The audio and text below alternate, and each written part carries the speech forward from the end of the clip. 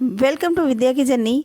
आज इस वीडियो में रस को लेके आए हैं। तो रस किसे कहते हैं, रस के कितने अंग हैं और उसके अस्थाई भाव, सब कुछ आप बहुत आसानी से याद कर सकते हैं। तो इसलिए इसकी बिल्कुल नहीं करिएगा, पूरा ज़रूर देखिएगा। अगर आपको यह वीडियो अच्छा लगे तो लाइक, शेयर और सब्सक्राइब ज़रूर करें। तो रस को जानते हैं। रस का शाब्दिक जो अर्थ होता है वो होता है आनंद। रस का शाब्दिक अर्थ क्या होता है? तो आनंद होता है। संस्कृत में इसे एक श्लोक द्वारा भी बताया गया है, रस्यते आस्वादयते इति रसाः, अर्थात जिसका आस्वादन किया जाए वह रस है। जिसका आस्वादन किया जाए वह रस है। सामान्य अर्थ में रस के जो रस किसे कहते हैं इसको जानेंगे। तो काव्य पाठ अथवा नाटक देखने से पाठक अथवा दर्शक के हृदय में जो आनंद उत्पन्न होता है उसे हम क्या कहते हैं? रस कहते हैं। काव्य पाठ नाटक देखने से पाठक अथवा दर्शक के हृदय में जो आनंद उत्पन्न होता है उसे हम रस कहते हैं। रस के कितने अंग होते हैं? तो रस के 4 अंग होते हैं। रस के जो अंग हैं वो 4 होते हैं। कौन कौन से? तो स्थाई भाव, विभाव, अनुभाव और संचारी भाव। रस के 4 अंग होते हैं। रस के कितने अंग होते हैं? तो 4 अंग होते हैं। स्थाई भाव, विभाव, अनुभाव और संचारी भाव। स्थाई भाव जानते हैं। स्थाई भाव किसे कहते हैं? तो स्थाई भाव किसे कहते हैं इसको आगे जानेंगे। तो जो भाव मानव के हृदय में हर समय सुप्तावस्था में विद्यमान रहते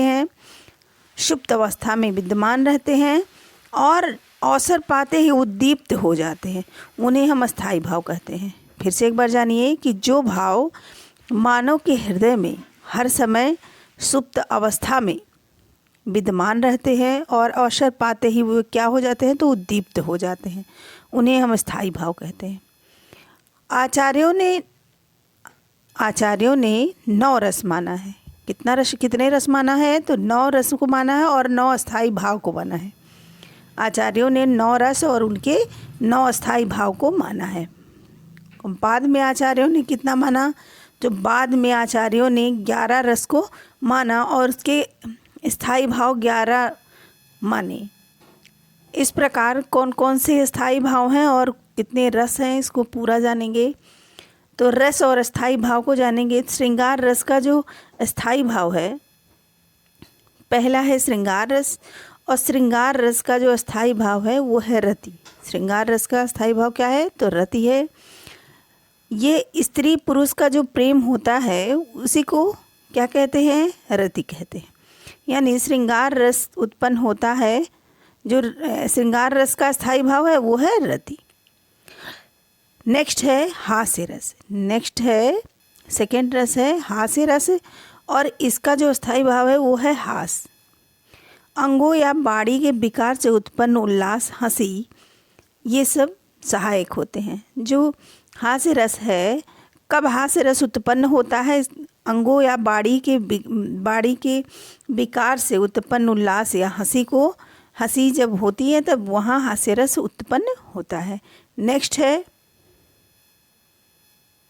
नेक्स्ट है करुण रस। तीसरा करुण रस है। ये करुण रस कब उत्पन्न होता है इसको जानेंगे। करुण रस का जो अस्थाई भाव है वो है शोक। करुण रस का अस्थाई भाव शोक है। और शोक कब उत्पन्न होता है? तो प्रिय के वियोग या हानि के कारण उत्पन्न व्याकुलता करुण रस का सहायक होती है। और करुण रस का जो अस्थाई भाव है वो है शोक। जब हमें शोक किसी चीज़ का होता है वहाँ करुण रस की उत्पत्ति होती है। नेक्स्ट है वीर रस। चौथा है वीर रस, जिसका अस्थाई भाव है उत्साह। वीर रस का क्या स्थाई भाव जो है वो है उत्साह। ये उत्साह कब उत्पन्न होता है?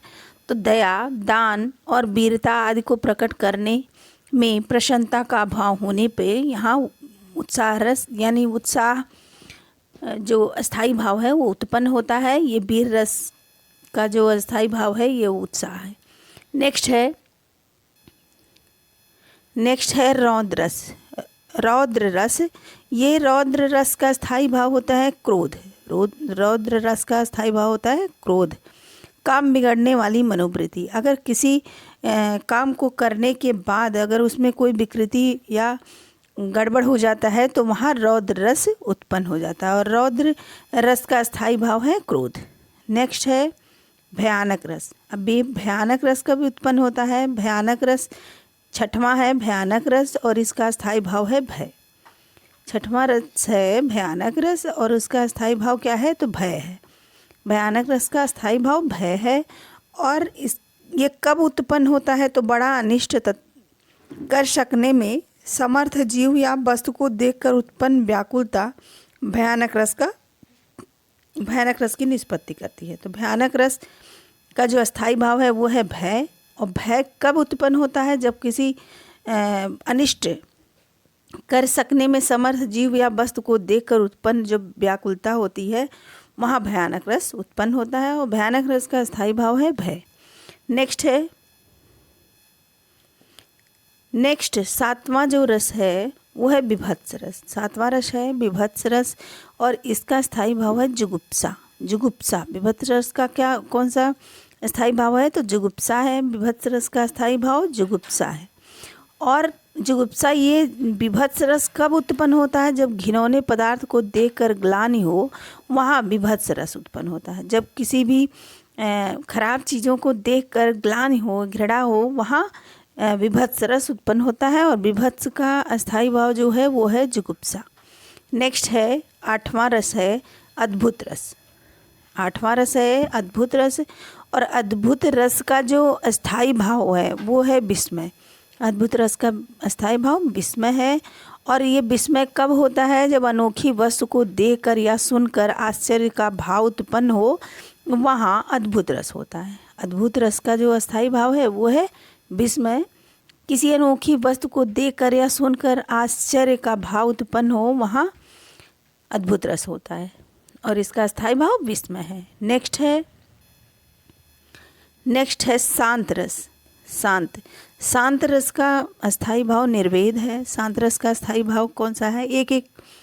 एक रस से क्वेश्चन बनते हैं, तो आप आसानी से सारे रसों को याद भी कर सकते हैं, उसके स्थायी भाव कौन से होते हैं और ये कैसे उत्पन्न होता है, सब कुछ आप इस वीडियो में बहुत अच्छे से समझ जाएंगे। तो शांत रस अगर एक बार में समझ में ना आए तो 2 बार इस वीडियो को देख लीजिए, फिर कभी भूलेंगे नहीं। 9वां है शांत रस जिसका स्थायी भाव है निर्वेद। 9वां है शांत रस जिसका स्थायी भाव है निर्वेद। और ये कब उत्पन्न होता है? तो संसार के प्रति जो उदासीनता की भाव हो तब यह उत्पन्न होता है। शांत रस एकदम बिल्कुल उदासीनता की भावना हो तभी शांत रस उत्पन्न होता है। नेक्स्ट है 10वां रस। ये जो बाद में 2 जोड़े गए ना, पहले तो 9 रस थे, बाद में आचार्यों ने इसे 11 कर दिया। तो 10वां रस है वात्सल्य रस है। 10वां रस वात्सल्य है जिसका स्थायी भाव स्नेह है। इसका स्थायी भाव क्या है? तो स्नेह है। और ये स्नेह कब उत्पन्न होता है? संतान के प्रति माता पिता के प्रेम भाव, ये सब स्नेह रस के अंतर्गत आता है, यानी स्नेह स्थायी भाव के अंतर्गत आता है। और स्नेह स्थायी भाव वात्सल्य रस का स्थायी भाव है। नेक्स्ट हम लास्ट जो रस है वो है भक्ति रस। कौन सा रस है? तो ये भक्ति रस है। 11वां रस भक्ति रस है। और ये भक्ति रस का जो स्थायी भाव है वो देव विषयक रति है। देव के प्रति जो हमारे प्रेम है वो है, यानी भक्ति रस का स्थायी भाव देव विषयक रति है। और ये ईश्वर के प्रति प्रेम, जब ईश्वर के प्रति प्रेम जागृत होता है वहाँ भक्ति रस की उत्पत्ति होती है। और भक्ति रस का जो स्थायी भाव है वो देव विषयक रति है। ये 11 रस थे और 11 रसों को बहुत आसानी से हम लोग जाने। और अगर आपको एक बार में ये वीडियो समझ में ना आए तो आप दोबारा तिबारा इसको देख सकते हैं, और उसके बाद में आपको रस और इससे बनने वाले जितने भी प्रश्न हैं सब बहुत आसानी से याद हो जाएंगे। और आप पूरा देखें, इसके लिए आपका बहुत बहुत धन्यवाद। मिलते हैं नेक्स्ट वीडियो में।